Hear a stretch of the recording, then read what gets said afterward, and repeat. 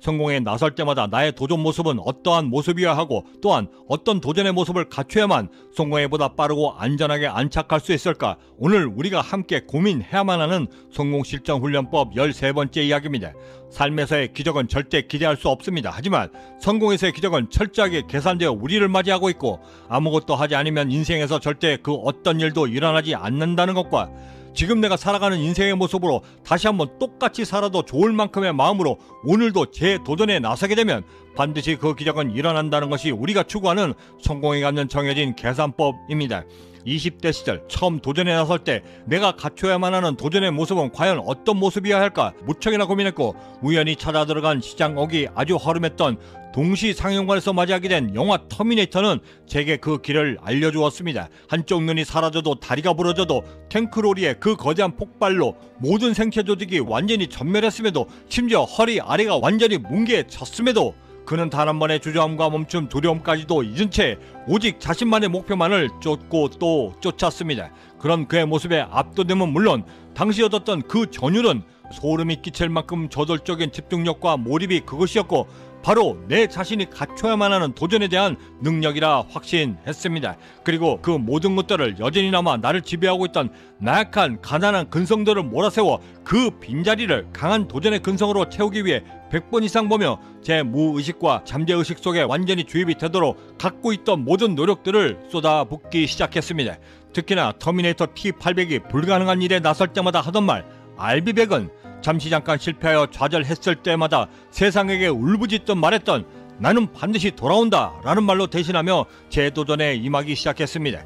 그렇게 미친듯이 도전에 임하며 알게 된 나름의 3가지 도전 방식은 가장 첫 번째로 도전이 내 몸에 완전히 스며들게 하기 위해서는 그것이 제 아무리 사소한 일일지라도 내 능력의 10% 이상 얻어낼 수 있도록 몰입해가는 것인데 자원봉사를 나가 설거지를 하든 회사에서 내년을 위한 경영기획서를 만들든 내 능력의 10% 이상을 더 내려는 습관을 들이기 시작했고 그 습관이 제 삶 전반에까지 미치게 되자 제 주위에서는 역시 당신이 하면 뭔가 다르다라고 하는 반응을 의도치 않게 얻게 되었고 얼마 지나지 않아서는 이것이 바로 나를 남들과 뚜렷하게 구별짓게 만드는 가장 기본적인 성공을 위한 차별화라는 것을 알게 되었습니다. 보통 내 능력이 100이라고 할 때 여기에 10% 이상의 성과를 내어야 할 때는 통상 내가 갖고 있는 능력의 50% 이상 즉 150%를 쏟아 부어야만 얻을 수 있고 그렇게 150%의 도전을 쏟아붓는 과정에서 습관을 들이게 되면 나도 모르게 도전에 대한 두려움을 완전히 잊어 도전의 과정에서 온전히 몰입할 수 있게 되고 과정마다에서 성취감을 얻으면서는 급기야 성공의 과정을 즐길 수 있게 되는 것입니다.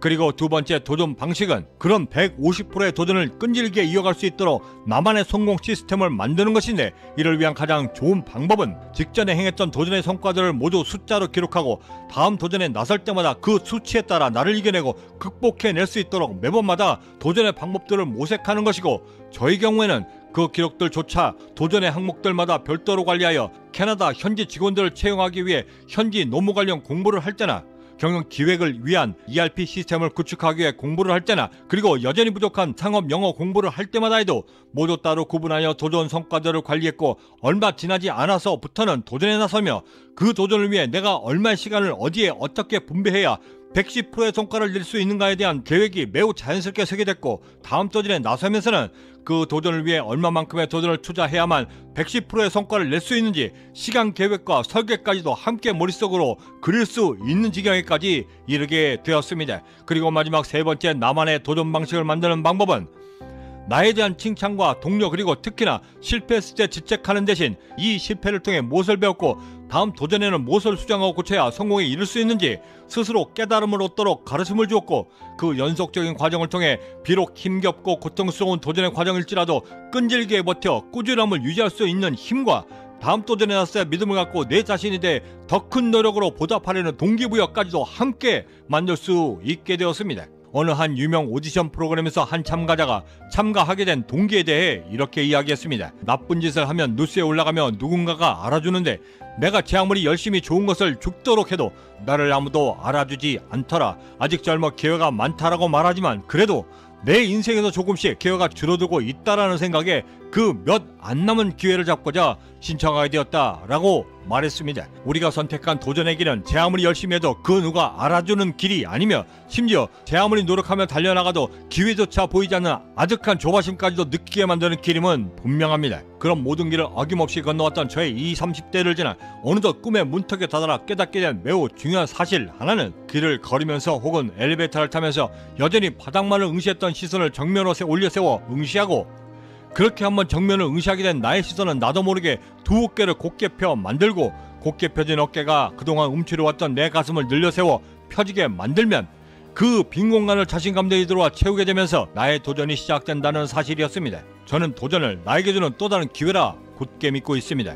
그 도전은 결코 급진적이도 성급하지도 그렇다고 절대 화려하지도 않지만 방을 이틀만 쓸지 않아도 수북히 쌓이는 먼지들처럼 내가 알지도 느끼지도 못하는 사이에 움직여 내 어깨를 채우고 결국 내 몸 전체까지도 감싸 안는 것인데 그 답답함을 견디고 버텨내고 이겨낸 나에게는 절대 배신하지 않고 나를 성공으로 인도해 준다는 것이었습니다. 그리고 그 기회의 시작이 내일이 아닌 오늘 지금 당장 시작하게 되면 그 오늘이 바로 나의 도전을 만들고 결국엔 나를 성공으로 받들어 마침내 내가 꿈꾸던 경제자의 정상에 서게 만든다는 사실이었습니다. 저의 어느랬던 20, 30대를 이끌어 지금의 나를 만들어 주었던 것처럼 매일 이 시간에는 성공실전훈련법 15번째 시간으로 도전의 과정을 통해 성공의 0점을 잡는 방법에 대해 함께 고민해 보도록 하겠습니다. 스티브 잡스는 이렇게 이야기했습니다. 도전을 향한 과정은 힘겨운 과정이다. 하지만 그 자체가 바로 삶이 주는 보상이 된다. 구독과 좋아요, 알림 설정은 오늘 또 제 도전에 나서며